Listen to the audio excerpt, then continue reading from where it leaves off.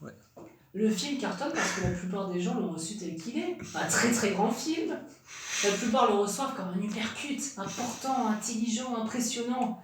D'autres préfèrent voir que le réalisateur se moque des gens de petite taille. Que veux-tu répondre à ça? Tu comptes poster ton commentaire de merde sur toutes les critiques négatives ou c'est comment?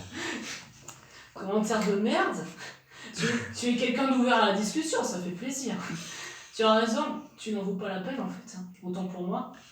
Le mec se casse le cul à faire une analyse objective de tous les éléments du film, pour expliquer ensuite en quoi il lui déplaise, et toi la seule chose que tu dis c'est que non c'est un grand film. Allez ça dégage. J'ai effectivement lu toute la critique, mais il m'a perdu avec son histoire de se moquer des gens de petite taille, là. Comme si c'était là le propos de la scène. Je n'ai plus ou envie de développer ce que j'avais à dire. Tout comme tu n'as pas envie d'écrire une analyse, mais de pondre un billet d'humeur. C'est mon humeur qui a parlé. Quoi qu'il en soit, merci de ton amabilité, mon ami. Pierre Felfred. Pierre Felfred. Il ne dit pas que c'est l'intention de la scène dans laquelle ce passage s'inscrit. Il n'émet pas non plus de jugement moral là-dessus. Il s'en sert simplement comme d'un exemple venant appuyer les contradictions de Todd Phillips dans le développement de son propre propos général. Si t'es arrivé jusqu'à l'avant-dernier paragraphe, t'as eu l'essentiel de sa critique. Mais c'est beaucoup plus facile de le catégoriser comme un SJW rageux que de rebondir sur tous les arguments formels qu'il émet à la rencontre de ce film. Je ne catégorise personne. Mais quand je me tape tout un texte avec lequel évidemment je suis en total désaccord et que j'arrive à cette phrase en conclusion, il encense les marginaux et les minorités tout en se moquant des personnes de petite taille, ça me coupe l'envie de développer quoi que ce soit.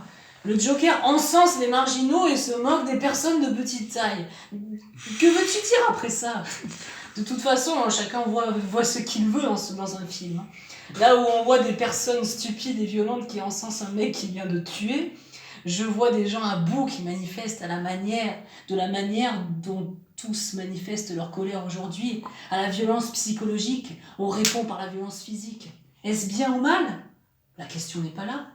Le fait est qu'aujourd'hui, c'est comme ça et c'est extrêmement réaliste. On peut aussi parler du fait que je ne pense pas que la foule ait envie de suivre un meurtrier, mais qu'il a été le simple catalyseur qui a permis à la foule de se réveiller et d'enfin contester.